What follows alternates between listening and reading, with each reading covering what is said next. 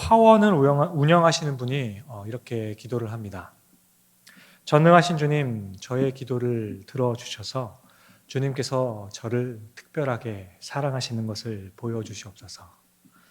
주님, 앞으로 약 한 달간은 매일 밤 12시부터 새벽 3시까지는 황사 없는 아주 보드랗고 포근한 비가 내리도록 하여 주옵소서. 그렇게 모든 나무들과 화초들이 촉촉하여질 수 있게 하시옵되 선인장 종류나 물이 많이 필요하지 않는 그 나무들에게는 내리지 않게 하여 주옵소서. 주님이 원하신다면 어느 곳에 비가 내리지 말아야 할지 제가 표시해 두겠습니다.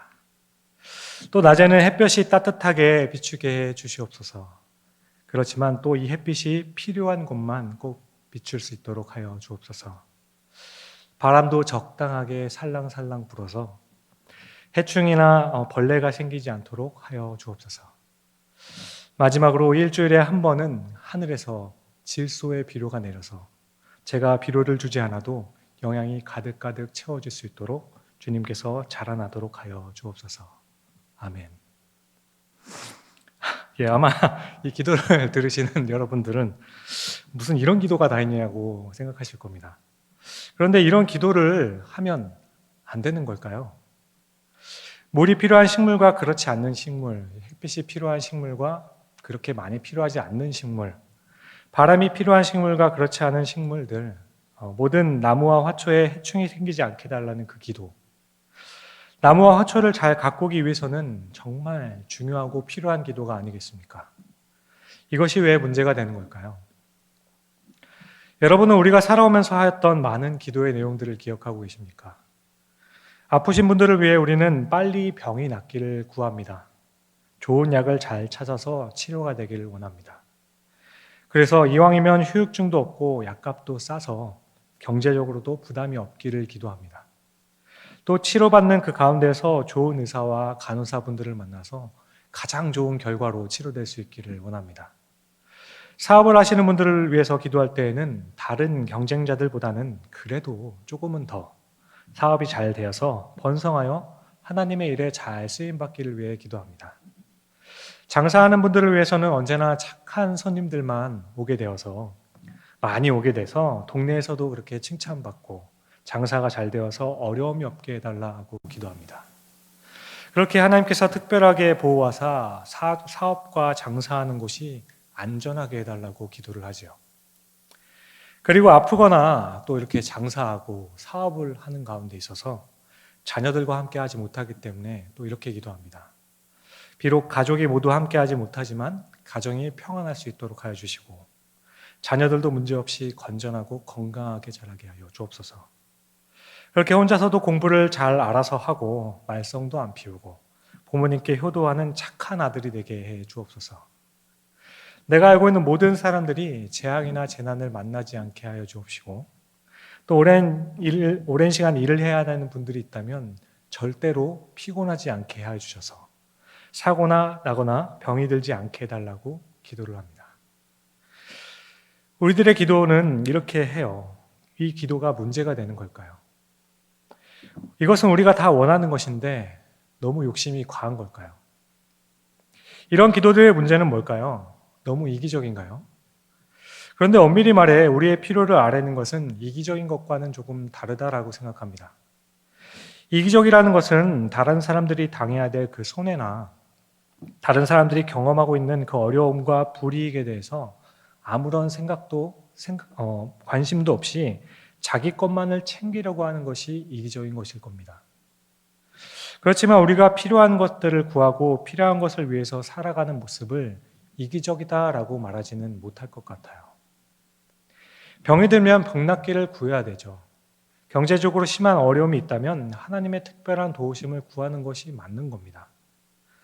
자꾸만 어긋나려는 자녀들을 위해서 마음을 잡고 부모님을 기쁘게 하는 그 자녀가 되도록 기도해야 되는 게 맞는 거죠. 이게 과연 이기적인 기도이겠습니까?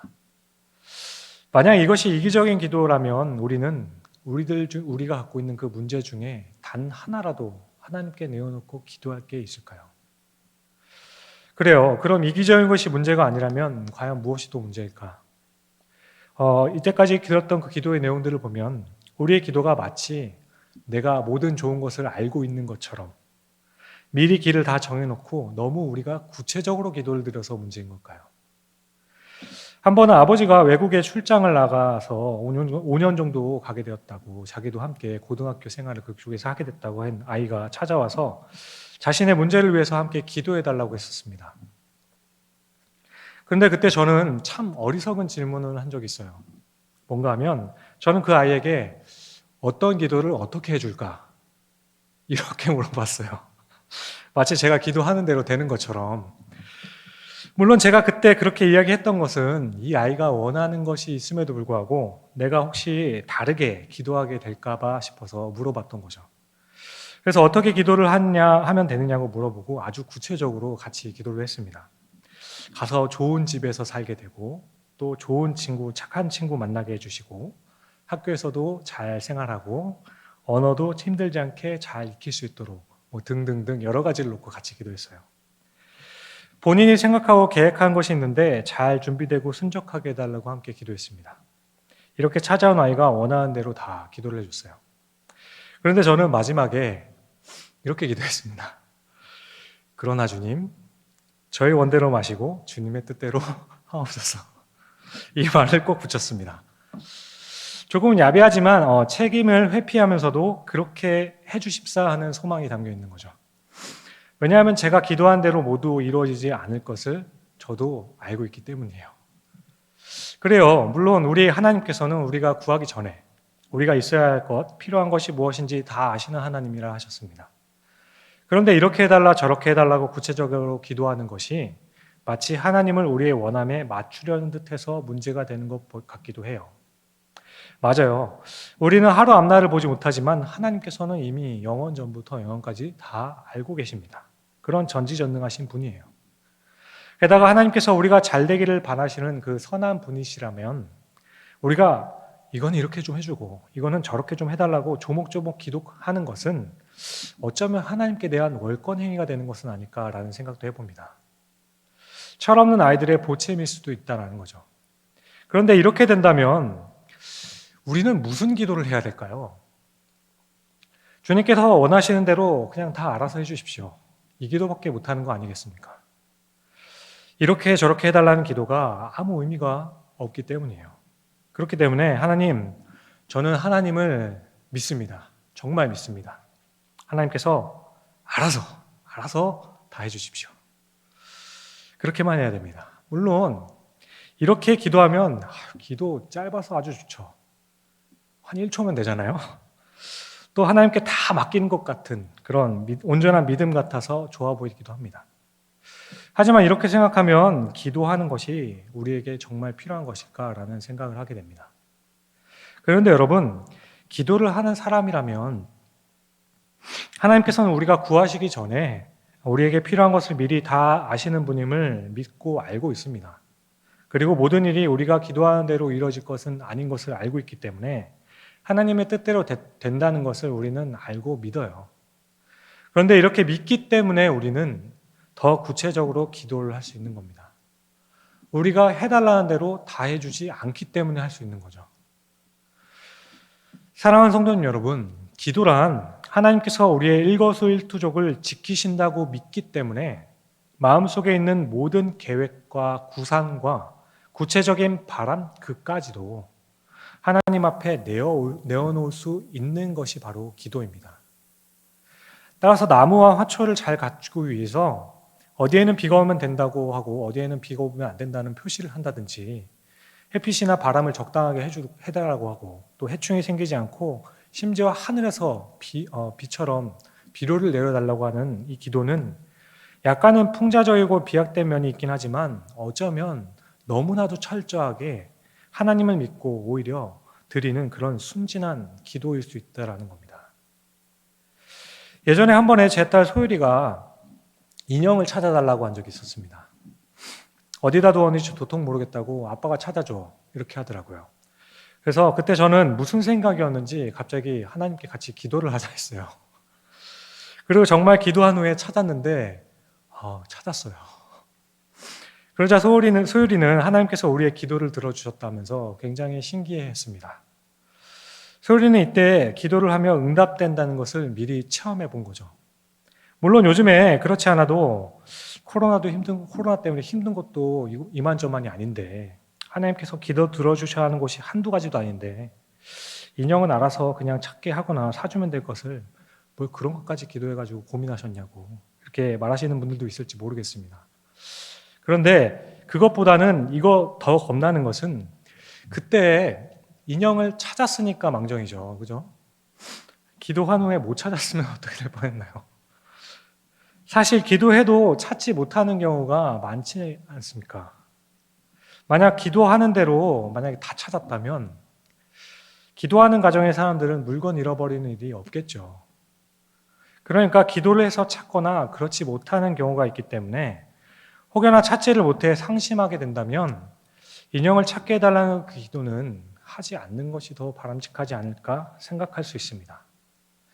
이것은 믿음이 부족해서 그렇다기보다는 왠지 그런 기도로 그렇게 어린 딸의 믿음을 시험해 보거나 아직 이해하지 못할 수도 있기 때문이에요. 어떤 분들은 이 아이가 실망하지 않도록 하기 위해서 이런 사소한 일로 믿음이 상하지 않도록 하는 것이 더 중요하다라고 이야기하시는 분들도 있습니다. 그런데 이렇게 기도하는 부모의 의도가 아이로 하여금 모든 일상 가운데에서 그 모든 일 가운데 하나님을 의존하는 법을 배우게 하는 것이었다면 어떻게 될까요? 그래서 부모가 아이에게 때로는 아니라고 말하는 것처럼 때로는 아니라고 하시는 그 하나님에게서도 따뜻한 사랑을 느낄 수 있도록 하기 위한 하나의 교훈을 주기 위한 행동이었다면 어떻게 되는 겁니까?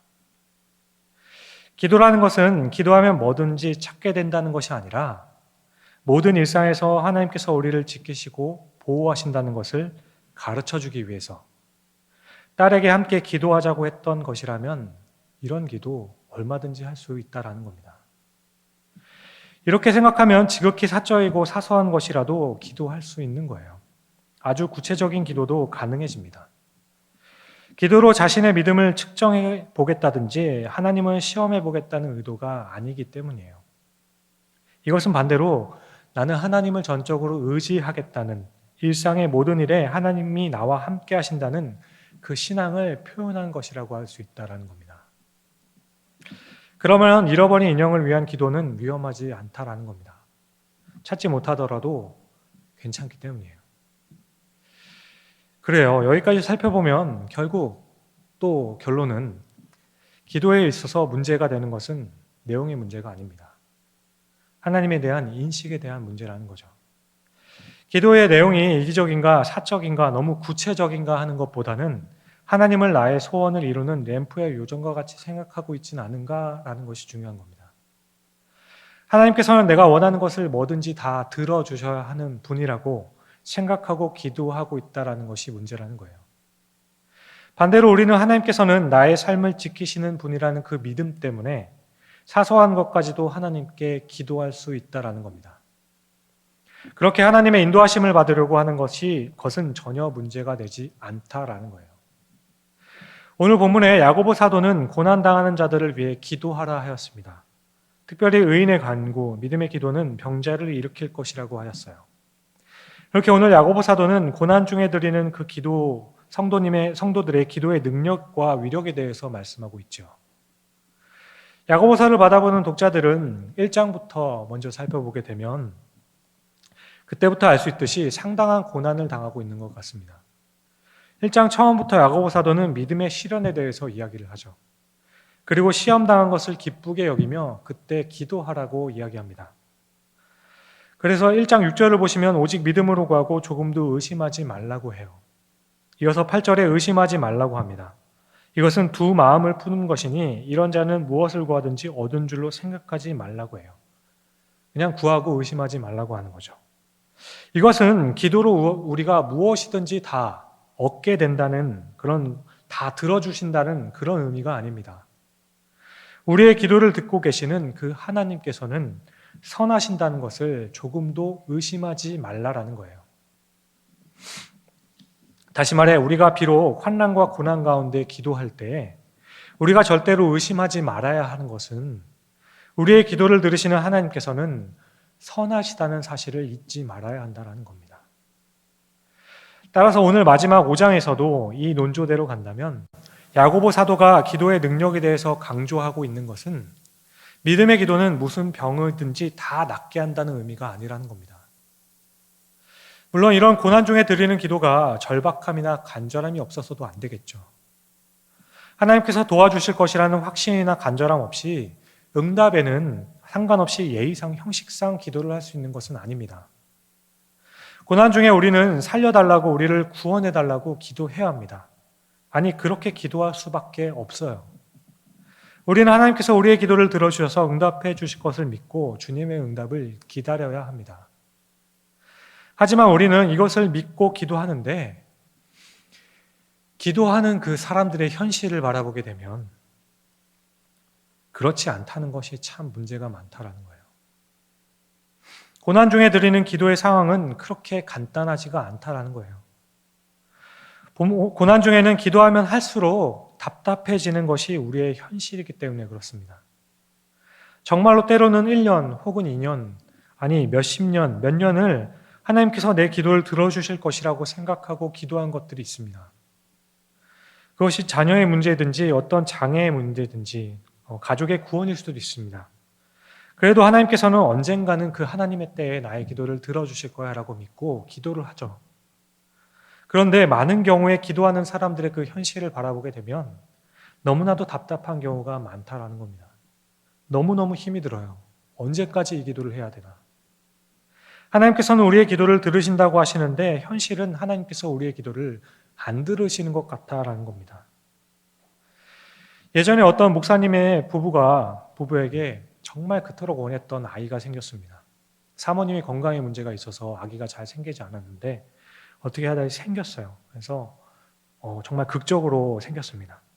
하지만 산모의 건강에 문제가 되었는지 아이의 상태가 좋지 않다라고 했습니다.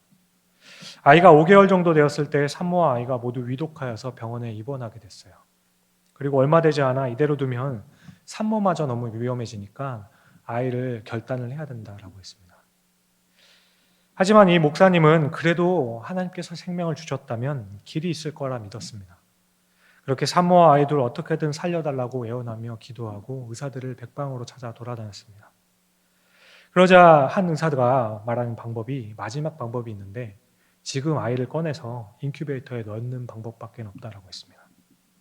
대신 비용이 아주 비싸다라고 했어요. 신라 같은 희망으로 정말 어려운 중에 교인들과 지인들의 도움으로 어떻게 아이를 인큐베이터에 넣게 되었습니다. 그리고 그 소식을 듣고 알고 있는 모든 사람들은 정말 간절하게 하루가 멀다 하게 같이 기도해 줬어요. 하지만 며칠이 되지 않아 병원에서는 최선을 다했다라는 통보를 받게 됩니다. 그리고 얼마 남지 않았다 와서 작별 인사하십시오라고 통보를 받았습니다. 이 소식을 들은 온 교인들은 정말 철저하게 어떤 분들은 금식을 하며 울며 정말 간절하게 제발 한 번만 살려달라고 기도했습니다. 병원에서는 가망이 없다고 하였지만 정말 간절하게 아이를 위해 기도했어요. 그때 저는 기도를 하면서 아이가 어쩌면 아니면 혹시 이런 말은 고사하고 생각도 안 하려고 했어요. 혹시라도 이게 의심이 되어서 하나님께서 기도를 들어주시지 않으면 어떡하지라는 생각 때문이었습니다. 하나님께서 반드시 틀림없이 살려줄 것이라고 믿고 그렇게 간절히 기도했어요. 그런데 얼마 되지 않아 결국 아이는 정말 힘들게 내쉬던 그 작은 숨을 내쉬지 못하고 하늘나라에 가고 말았습니다. 저는 그때 같이 장례를 하면서 동기 목사였는데요. 함께 참 많은 생각을 하게 되었습니다.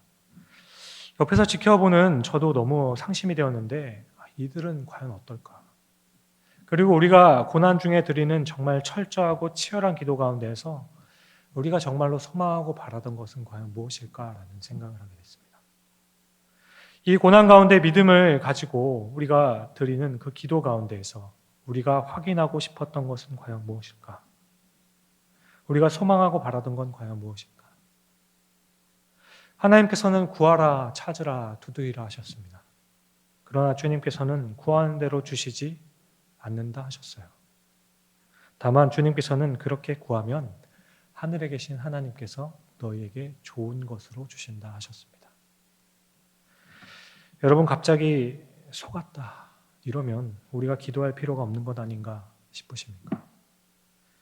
그런데 그 힘들고 어려운 상황 가운데서 믿음의 사람들이 견디고 인내할 수 있도록 만드는 그 힘, 내가 기도하면 기도한 대로 된다는 그 기도의 능력이 아닙니다. 비록 내가 이렇게 비참한 가운데 있다 할지라도 지금 이 순간에도 나와 함께 하신다고 약속하시는, 그렇게 말씀하여 주시는, 동행하여 주시는 하나님의 선하심에 대한 경험이 바로 우리에게 힘을 줍니다. 정말 어렵고 고난 가운데 정말 구체적으로 간절하게 기도하고 제발 이 기도를 들어주셨으면 하는 믿음으로 하나님 앞에 부르짖고 매달려 기도합니다.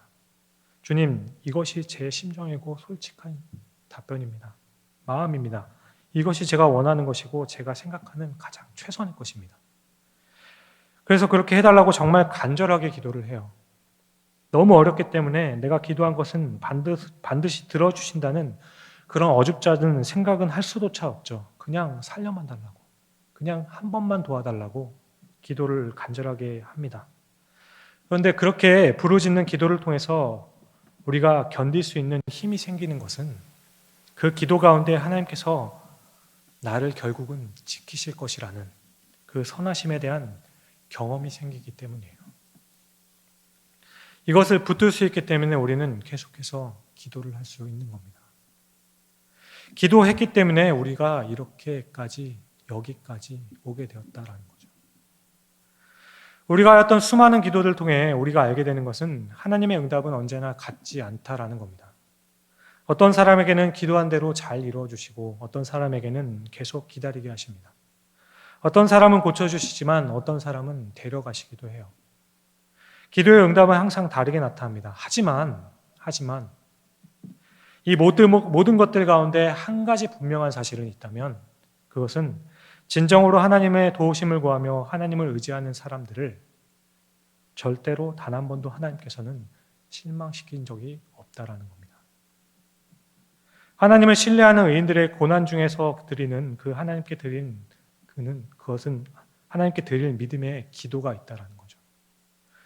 매달려 부르짖으며 조르고 때로는 침묵 시위를 하는 그 성도들의 믿음의 기도에는 하나님이 없이는 도저히 나는 감당할 수 없다는 그러한 간절한 믿음의 신앙 고백이 함께 담겨 있는 겁니다. 모든 것을 선하신 주님의 손에 맡기고 싶다는 헌신이 바로 그 믿음의 기도 가운데 같이 있다라는 거예요. 사랑하는 성도님 여러분, 고난을 피하게 하시든 이기게 하시든 우리의 하나님께서는 고난 중에 있는 우리와 함께 하신다 약속하십니다. 우리를 그렇게 도우세요. 오늘 믿음의 기도는 병든 자를 구원한다 하였습니다. 영어 번역 성경 중에 NASB라는 영어 버전의 성경이 있습니다. New American Standard Bible인데요. 여기 보면 병든 자가 구원을 받는다라고 한 말씀에 이 구원이라는 단어를 restore라는 단어로 회복시키다라는 단어로 하고 있습니다. 이렇게 보면 구원한다는 것은 고쳐주는 것이 아니라 그를 회복시켜주는 거예요.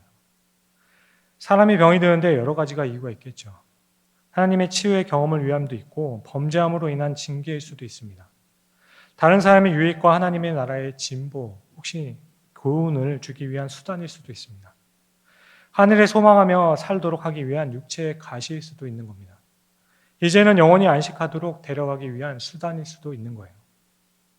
나면서 시각장애를 가지고 있던 그 사람의 장애는 하나님의 능력을 보여주기 위함이었습니다. 다윗과 밧세바의 아이는 하나님의 징계로 인해 병이 들어 죽게 됐습니다. 욥은 고난 중에 있는 성도들에게 주실 하나님의 위로에 대해서 질병으로 그가 얼마 동안 고생을 하였습니다. 바울은 하나님 앞에서 겸손하게 섬기기 위해서 자신에게 육체의 가시를 허락하였다고 고백합니다. 다윗은 70세의 나이에 영원한 안식에 들어가기 위해서 하나님께서는 그에게 병을 허락하십니다. 그 원인이 다양하고 우리는 하나님께서 왜 그렇게 하셨는지는 알 길이 없어요. 그러나 고난 중에 기도하는 모든 믿음의 사람들이 경험하는 것은 자신의 삶을 지키시고 나와 끝까지 동행하시는 그 하나님에 대한 경험입니다. 하나님의 사람들인 의인들에게 가장 두려운 것은 고난 때문에, 때로는 형통 때문에 내가 혹시 하나님을 놓치는 것이 아닐까, 그게 가장 두려운 거예요. 히스기야처럼 자신의 병이 나아도 하나님을 놓치면 절망으로 바뀌는 겁니다. 반대로 스데반과 같이 돌에 맞아 온몸이 피투성이가 되어도 하나님을 붙들면 그건 바로 영광이 됩니다. 기도는 병을 낫게 하는 수단이 아니라 하나님을 붙드는 수단이 된다라는 겁니다. 기도는 우리의 문제를 해결하는 수단이 아니라 우리의 삶을 지키시고 주관하시는 하나님을 경험할 수 있는 수단이라는 거예요.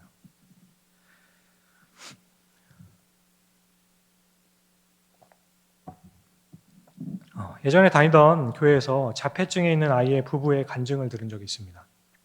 이 부부는 원래 믿지 않으셨던 분들이었는데 아이의 자폐증을 위해서 온갖 노력을 다했다고 했어요. 의학적으로, 심리적으로 해볼 수 있는 것들 다 해보고 절이나 신내림을 받을 수 있는 곳도 다 찾아 돌아다녔다고 했습니다. 그렇게 하고 마지막으로 온 곳이 교회라고 했습니다. 그렇게 교회 가운데서도 신유의 능력이 있다는 분들을 찾아다녔고 그렇게 했지만 아이의 자폐증에 그것은 전혀 차도가 있지 않았습니다. 그러다가 한 번은 아이와 함께 가다가 너무 힘이 들어서 지나가다가 교회에 내가 들어가서 기도를 해야 되겠다라는 생각을 했대요. 그리고 들어가서 기도를 했답니다. 평소에는 전혀 그럴 마음이 없었는데 한 번 갔다 오니까 좀 정이 들었는지 가서 기도를 했답니다. 근데 그때 하나님을 만났습니다. 하지만 이때 이분이 경험하였던 것은 하나님께서 네 자식을 고쳐주겠다라는 응답이 아니에요. 하나님께서는 이분에게 너의 아이를 내가 사랑한다. 그리고 너도 내가 사랑한다. 이거였습니다. 그리고 아이를 보는데 그 아이의 장애가 나를 위한 수단이었구나라는 것을 깨닫게 되었습니다. 그리고 또 그런 자신을 통해 남편을 구원하시기 위한 하나님의 섭리였다는 것을 깨닫게 됩니다. 이렇게 이분은 하나님께서는 자신이 아무리 기도해도 나의 기도는 듣지 않는다고 생각하기보다는 기도를 통해 훨씬 더 소중하고 귀한 중요한 체험, 바로 하나님께서 나의 삶에 함께하고 계셨다라는 것을 경험하게 됩니다. 이것이 바로 오늘 말씀 가운데 병든 자가 구원받는다라는 의미예요. 그가 하나님을 경험하여서 회복하도록 하신다라는 겁니다. 그렇게 믿음의 기도는 병든 자를 구원하신다는 말씀은 고난 중에 기도하는 성도들이 궁극적으로 추구해야 할 것이 무엇인지를 알게 됩니다. 우리는 하나님 없는, 고난 없는 삶이 아니라 고난이 있더라도 하나님과 동행하는 삶을 원합니다. 아무리 어렵고 힘들어도 기도하는 가운데 하나님께서 우리에게 기다리라, 내가 너를 향한 계획이 있다라고 말씀하시면 견딜 수 있다라는 거예요. 그렇게 나와 동행하시는 하나님을 붙들 수 있다면 고난이 나에게 있다 하더라도 우리는 견뎌낼 수 있는 겁니다. 사망의 음침한 골짜기를 달릴지라도 해를 두려워하지 않는 그 이유는 주께서 나와 동행하시기 때문이라는 거예요. 우리는 하나님의 뜻을 이루기 위해 언제나 푸른 초장에만 있기만을 원하는 것이 아니지 않습니까? 우리는 편안하고 쉽게 살고만 싶은 것은 아니지 않습니까? 언젠가 한 번은 우리는 우리의 것을 희생하더라도 하나님의 나라를 위해서 한번 살아보고 싶은 것이 우리의 믿음 아니겠습니까? 우리가 정말 어려운 일들을 당하더라도 다른 사람들에게 유익이 되는 일을 우리가 하면서 살고 싶은 것이 바로 우리의 믿음의 고백 아닙니까? 왜냐하면 우리는 이 땅의 소망이 아니라 하늘의 소망을 품고 살아가는 사람들이기 때문이에요. 우리는 그렇게 살고 싶은데 문제는 내가 당하는 그 고난이 하나님의 나라에 과연 무슨 의미가 있을까 알지 못하기 때문에 우리는 너무 고통스럽고 의문이 되기도 하는 것입니다. 그래서 하나님 앞에 매달려 기도하게 되는 거죠. 그러니까 결국 중요한 것은 우리의 고난과 병 가운데서 하나님께 기도하고 부르짖으며 하나님께 매달려 그렇게 하나님을 붙드는 그런 과정에서 하나님의 음성을 우리가 들을 수 있다면, 하나님의 그 뜻을 우리가 발견할 수 있다면, 하나님의 원하심을 내가 깨달을 수만 있다면, 하나님의 함께 하심을 내가 느낄 수만 있다면, 그렇다면 우리는 어떤 고난도 견딜 수 있는 힘이 생긴다라는 겁니다. 우리는 이것 때문에 다시 일어서고 견딜 수 있는 거예요. 이렇기 때문에 우리는 기도하는 겁니다. 따라서 바꿔 생각하면 고난은 우리를 정말 절망을 시킬 만한 충분한 힘이 있기 때문에 하나님을 만날 수 있는 기도가 필요한 겁니다. 질병은 우리로 하여금 낙심하여서 하나님을 놓게 할 수 있는 충분한 힘이 있기 때문에 우리에게는 더욱더 기도가 필요한 거예요. 기도가 있어야 우리는 견딜 수가 있기 때문입니다. 기도는 병을 고치는 능력이 아니라 바로 하나님을 만나는 수단이기 때문이에요. 그렇게 지금 이 순간에도 힘들고 어려운 것이 있다면 주께서 나를 만나러 오라 하시는 그 사인인 것을 기억할 수 있으면 좋겠습니다. 찬양하고 말씀을 들어도 전혀 동요가 되지 않고 그냥 시간만 가기만을 바라고 있다면 그것 또한 하나님께서 나를 만나러 오라 하는 그 사인인 것을 기억할 수 있길 바랍니다. 기도가 우리를 살리는 겁니다. 의인의 간구, 믿음의 기도는 바로 하나님을 경험하는 것입니다. 그러므로 아무쪼록 앞으로도 여러분의 삶 가운데서 그 하나님의 선하심을 바라보고 끝까지 기도하며 여러분의 기도를 들으시는 그 선하신 하나님을 의심하지 않으며 하나님과 동행하는 여러분들의 삶이 되실 수 있기를 주님의 이름으로 간절히 축원드립니다. 함께 기도하겠습니다.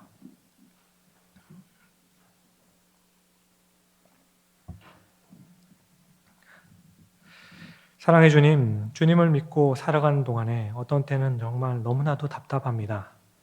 기도하면 모든 신앙의 문제가 다 속히 해결되고, 기도하면 모든 병이 낫고, 기도하면 자녀의 문제도 해결되고, 기도하면 가정의 문제도 다 풀어지게 되고, 사업도 직장도 장사도 다 회복될 것이라 생각하여서 새벽마다 저녁마다 눈물을 쏟으며 기도하는 것이 몇 날, 몇 달, 몇 년입니다. 그런데 주님, 왜 이렇게 고난이 있을까? 왜 여전히 이렇게 힘이 들까? 참 답답합니다. 그럼에도 불구하고 우리가 돌아보며 정말 답답한 것은 삶에 불어닥치는 고난과 역경이 힘들다는 사실뿐만 아니라 나에게 닥치는 그 일이 무슨 의미가 있는지 모르겠다는 의심 때문입니다. 아버지 하나님, 모든 일을 당할 때마다 정말 낙심이 되지만 또한 그가 어떻게 기도해야 될지 모르겠고 무엇을 기도해야 할지도 모를 뿐만 아니라 기도가 아무런 힘이 없다는 생각도 들기도 합니다. 그런데 주님, 우리는 바로 그렇기 때문에 기도하라고 말씀하셨다라고 믿습니다. 기도는 하나님을 찾아가는 수단이지 우리의 문제를 해결하는 수단이 아니기 때문임을 믿습니다. 우리의 문제를 해결하시는 분도 하나님이십니다. 하나님의 선하심으로 우리의 문제도 해결될 것을 믿습니다. 지금 함께 예배하는 우리 성도님들 가운데 몸이 아픈 분들도 계시고 마음에 고민이 있는 분들과 삶에 고난이 있어서 그런 것이 가시라 생각하는 분들도 있습니다. 주님께 부르짖으며 기도하며 매달려 기도하는 우리 사랑하는 성도들의 기도를 주님께서 속히 응답하여 주시옵소서. 하나님의 선하심을 우리의 삶에 보여주시옵고 하나님의 인도하심을 우리의 길 가운데 보여주시옵소서. 하나님의 선하신 그 뜻에 대한 확신을 주님께서 허락하여 주셔서 하나님의 영광과 하나님의 뜻이 나타날 때까지 감당할 수 있도록 우리를 붙잡아 주시옵소서. 이 모든 말씀을 우리 구주 예수 그리스도의 이름으로 감사히 기도드립니다. 아멘.